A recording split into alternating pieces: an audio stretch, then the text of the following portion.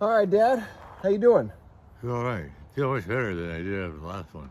What made the difference today? Sore butt. Sore butt. Here is sore baby. This is sore butt. Today we got a pillow for you. Yeah, That feels good. that's just good. Yeah. Anything else? Then when I can't put my hands, Yeah. So a piece of the frame knocked off as we were going. So we got to get comfortable with your hands. I forget. We'll have to look at last year's video to see if you had your arms mostly tucked in or if there was anything different there. yeah, I know in the race by that time you were pretty cold, so you were probably huddling a little bit. yeah, So we'll see about that. But otherwise, this is a pretty comfortable day, right? yeah. It's a beautiful day. Yeah, good blue weather and beautiful sun. What are you feeling now? We're about a little over a week from now. We'll be hitting the road to go to Disneyland. Oh, that's coming up quick. I know, right? Next Friday, and today is January 4th. For those keeping track at home. So, is there anything you'd like to say to everybody? What about the people on the racetrack? Because there may be people that ran the marathon last year, and we'll see them again this year. They're pretty loyal folk. I have my shirt from last year. Yeah, maybe we could wear that. That'd be fun. Yeah, So to our Run Disney friends and family out there, hello. And don't forget, if you want to send Dad a tribute video, something to say hi that you saw him last year or you're looking forward to seeing him this year on the half marathon track, press the tribute link down below and just send a video, a hello to us. we'd like to hear from you. Yeah, we'd love to hear from you, right? Yeah. That's one of our favorite things after the Boys of Summer films, right? Oh, You know, when people send us their feelings about what they saw. yeah. That's really very thoughtful. Yeah, yeah. Well, we're getting close to the fourth film, having it wrapped up. I mean, it's ostensibly done. It just needs to be cut. That's third base, the fourth film in the Boys of Summer series. I have a goal. I don't know if I've told you this. You're turning 80 in June, right? I think so. I think so too. And my goal is to have that film cut for you because I think that'd be a nice present to watch that on your 80th birthday. Yeah, And it's also the 20th anniversary of Boys of Summer. yeah. Because you hit the road, I believe, either on the day of or the day after your birthday in June of 2004 to drive down to Las Vegas. Do you remember that? Yeah, You were driving by yourself at that time. yeah. And what do you remember when you were driving down there thinking about, I'm going to be gone for the next 2 months? I think what an extraordinary task it was. Task and challenge. Kind of hard to wrap your head around, right? Yeah, I think it was that way for me too. I mean, I knew what I wanted for us to do and what I wanted to happen, but I certainly knew there was an awful lot of unknown. I felt pretty confident we'd get it done. Yeah, that helps. Confidence is a huge deal, Yeah, because I think when you have confidence, you allow for positive things to enter. You see them. Whereas if you're consistently anxious or cynical, even worse, you only see the negatives and you can't even see where the opportunities might lie. I got a wife that's like that.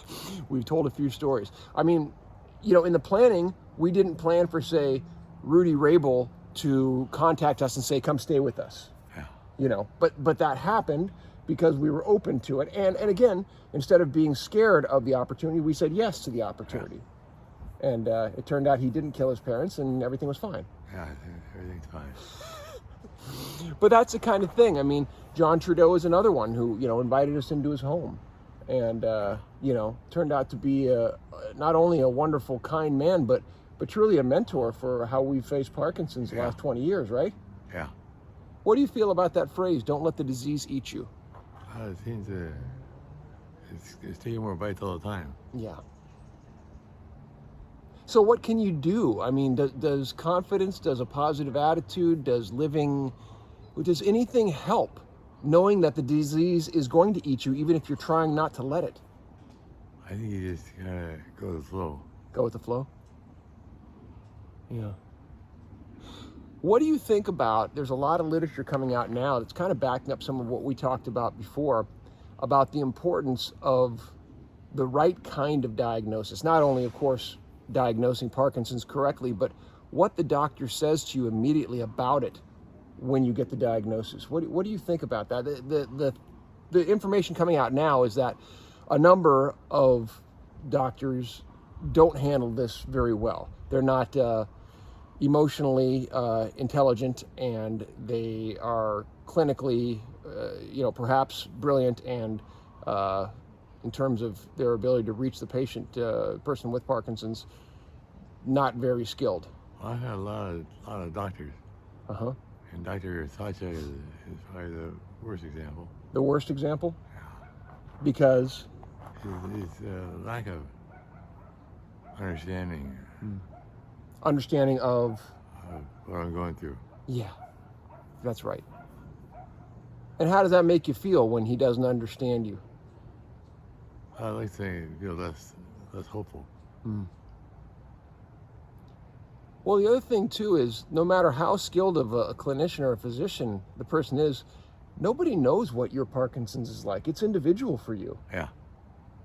So for anybody to say anything with confidence about, what's going to happen, especially something negative, that's borderline abuse in my book. Oh. I'm getting into this shakiness. Your dyskinesias. Yeah, that's more uncomfortable than socially, and it's not comfortable. That's become more pronounced in the last couple of months. Yeah. You really, for a long time, the dyskinesias weren't a thing for you. Yeah. The freeze-ups, the stiffness, those were a big part of it. The gait issues have been a deal for a while, but the dyskinesias largely haven't been a thing. So that's something we still have to see if we can get rerouted through medication. That's the best guess I have about that, is that some shift in there might give you some relief. Yeah. But again, I don't know. I am a doctor now. Yeah. But I don't know. And I think that's actually a pretty fair and wise statement for more people to offer. Say, we'll try, we'll listen, but we don't know. Yeah. But it takes, for what I would say a good patient like yourself, or a good person going through this, to say, I want better, I want more, and I'm going to keep striving, I'm going to keep trying, and I'm going to keep pushing. And I think you've done that over the last 20 years very well, 22 years. They're afraid to stick their neck out. They're afraid to stick their neck out? I think so. Well, they don't know what's going to happen. But that's the thing. I don't think they need to stick their neck out in terms of saying something. They need to stick their neck out in terms of listening to what's being said. It's about being emotionally available, not having the answer. Yeah. Because if they can hear you, they may not have the answer, and then they have to be okay with not having the answer, and then say, okay, well, let's see what we can do to get you in position to succeed based on this journey that only you are going to know what to do with. It is your journey. That's the part that you have to, and frankly, I think you have accepted. This is your deal. I mean, we've always talked about the cure. We've wanted the cure. We've been pissed that it hasn't come when we thought it would have, but we've always known too that's out of our control.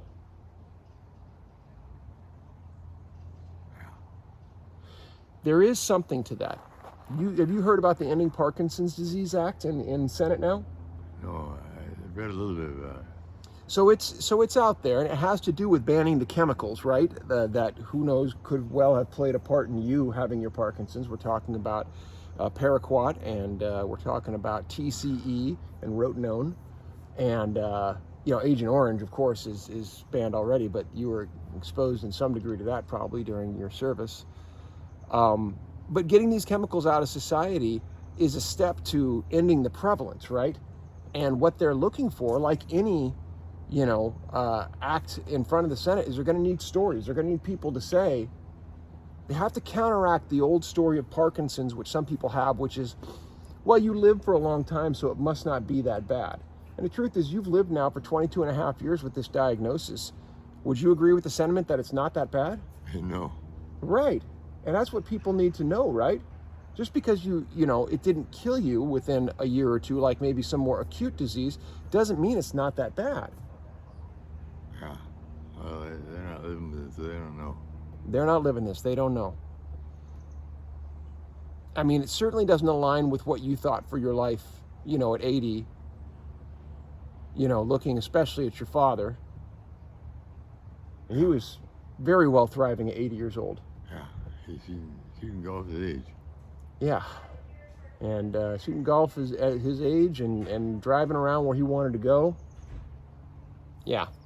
So, at any rate, I think the message in the story that tells people, do not minimize this. Don't say it's not that bad. That's unfair to the people going through it. It is that bad. It needs attention. It needs money. You remember Jimmy V, right? Yeah. Giving one of the greatest speeches ever. Maybe you and I can work on a speech together that you could give that would do something like what Jimmy V's speech did. How are you gonna do that? Would you like doing that? I'd like to be able to do it. Well, why don't we work on it together? Okay. Okay. I love you. That'd be good.